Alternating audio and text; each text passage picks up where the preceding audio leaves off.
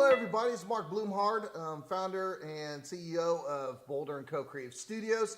And today's episode of Hustle and Grit, we're going to talk about anxiety in the creative industry. And just been really aware of this lately, the anxiety that we all live with. And I think it's something that I'm not even sure if I've heard this before. I think a lot of creatives, they feel that, and it's just this ongoing pressure, this I call it anxiety, maybe you have another term for it, but it's this ominous, heavy feeling of, wow, it's this day in and day out. And I just want to address that because I think that I've felt that quite a bit in my career, and I think I've found ways to deal with it. If you think about the problem, the root of the anxiety, it's that we are doing two things. One is that we're trying to foresee the future. I don't care if you are an account manager or project manager or a business development person. What you are trying to do is determine the future.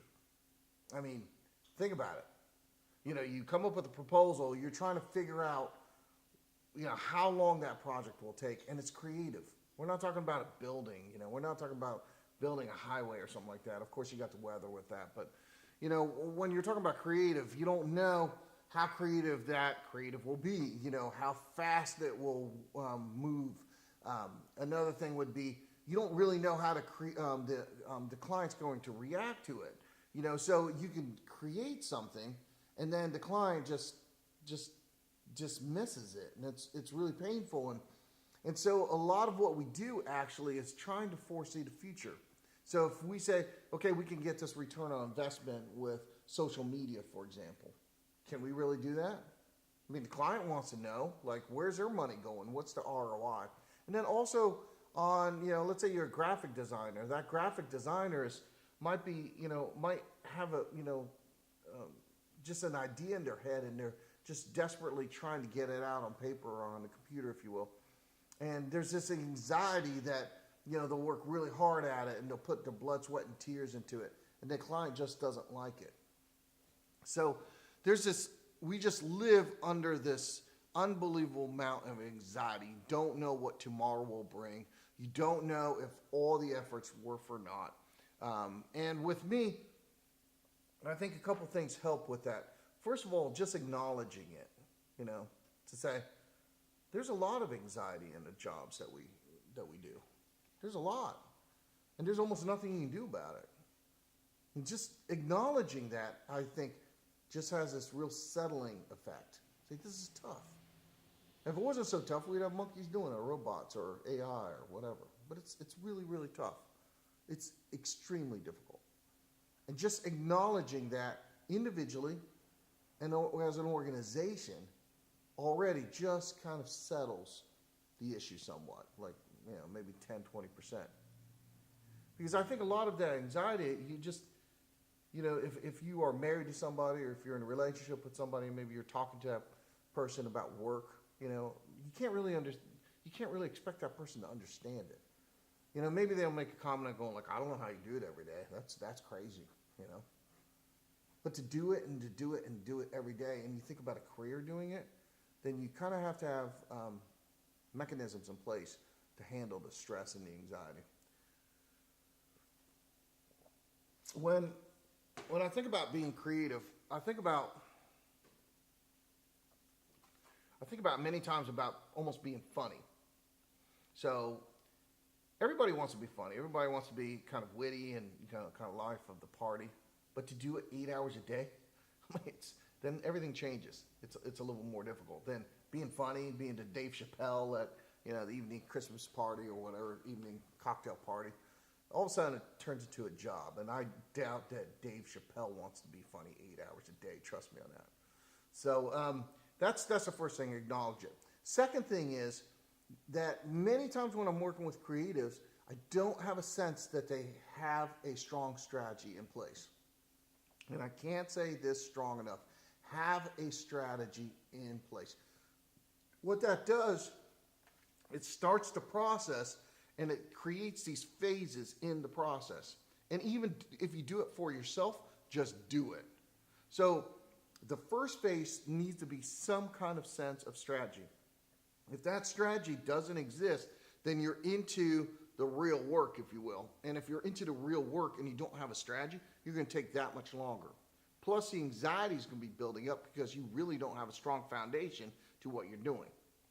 And I think about many times, my degree actually is in industrial design, and I minored in furniture design. And one of the things I learned from working in a wood shop for like hundreds of hours, that if I don't figure it out on paper at my desk, it's going to take me almost 10 times longer to figure it out in the wood shop. And I think that ratio exists in the professional creative world as well. So if you don't sit down and say, what is my strategy? What is my plan for this? You're going to take 10 times longer trying to figure it out on the computer. And so what happens is that just fuels this anxiety going like, okay, now I'm over budget. Now my boss is going to be mad at me. Now the client's going to be complaining about the bill that I sent him. Now the project manager is going to be like yelling at me that the project's, getting to the deadline. If you start with a strategy, and I don't care how feeble that strategy is, and we call this the first phase, then what you can do is get feedback on that strategy. You can turn to your coworker, you can turn to your boss, heck, you can even turn to the client. I don't do that too often because I kind of like to hold the strategy to myself. But what happens is you can get feedback on the strategy to say, okay, we're thinking about doing this ad or this campaign, and I've looked at these emulators, and this is what I'm looking at. So what do you think about this? And just get feedback really quickly from that. You're going to get basically one or two things, maybe three things. Yeah, I like it. No, wow, that's really awful. Hey, I thought the same thing. But what if you looked at these people? All of a sudden, that strategy becomes really robust. And then you could take that inspiration and that strategy and really start developing your end product with real intensity and purpose. And that that really reduces a lot of the anxiety. So when you're in front of the client, then I always like to start, like everything else, saying, this is why we did this. Let's say it's a logo, for example. You design a logo, you tell the client, this is the strategy that we use behind the logo. Rarely will that client say, well, that strategy doesn't make any sense at all. Now, you might bracket it and have one or two different strategies, but have a strategy. Have something that you can go back to.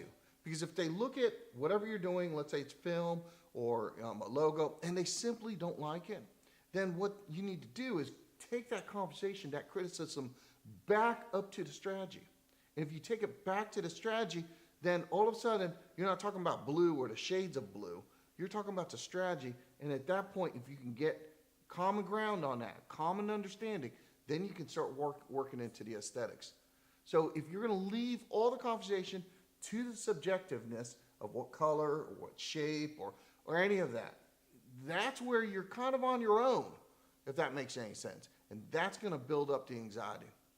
So two things. One, really acknowledge it. Acknowledge we're in a really tough industry. This is really tough. How many people go to art school? And from the art school, how many people actually get a job? And from the people that actually get a job, how many of them actually really stay in a career that they can kind of build up and make a career out of it? I mean, it just gets slimmer and slimmer. It's like the NFL. So the first thing is acknowledge it. Second thing is have a plan. Have a plan. I'm begging you. So many times I talk to creatives, and they just kind of throw something at me, a website or a logo. And I always ask that. I'm like, because I need to tell the client, where did this come from? Who was your emulator? Like, what were you looking at? Why did you do this? Like, these are just really basic questions that I'm not getting from a lot of creatives. And I'm not saying that just for myself. I'm actually saying it for them as well. And so as the conversations go, I'll escalate that request a little bit and say, you know what? I'll tell you what, I'm done with this. Until you have a strategy, don't show me anything, because I need that strategy. It's for I fight anxiety as well. I fight, will the client like it? If the client doesn't like it, we're going to be, 200 hours in the hole on this project. So every time we go to the client, I need to be winning. And the times I lose or I have to do revisions have to be less and less and less. When you think about planning, it's not just about a wood shop either. If you think about sales, for example. We're revamping all our marketing and sales within the studio. And I've run across a couple reports that says if you just track your sales, if you have a strategy with sales, your sales will go up 30%. That alone. So a lot of companies out there, now this is not a sales pitch, I'm not saying that, but hopefully there's a really strong parallel. If you plan and you track your sales activities, it goes up 30%. So what happens if you track and plan your creative? Do you go up 30%? So does your project get 30% better? Do you finish it in 30% less time? It's kind of interesting. So that parallel might not be perfect correlation, but there's something, definitely something there. And you know, when I talk about career, folks, I really mean a career. This is not going anywhere. I talk about books all the time, but I think I need to talk about books more often, actually. The book that I would strongly advise you to read is a book that I haven't heard that much about. It's from a guy here in Columbus. His name is Daniel Pink, and he writes A Whole New Mind. And he talks about these jobs out there that are basically commodity, and they're going to be taken over by robots and artificial intelligence, basically. But the work that we do will always be done by us. It's the creative. It's figuring out the data. It's figuring out what colors blues to put together to create a room, or it's that creative. So it's not going anywhere. And when I say this is tough stuff, it's so tough that it will never be replaced by robots or artificial intelligence. It won't. It just won't, because what they don't have that we have is our soul. So you can have all the artificial intelligence in the world. You can have robots that just completely cover the planet. But what they don't have, and they'll never have, is a soul. And when we do our creative, when we're striving in for this, we're tapping into our soul, this human connection between two people, three people, or whatever, how many it is. That's all it is.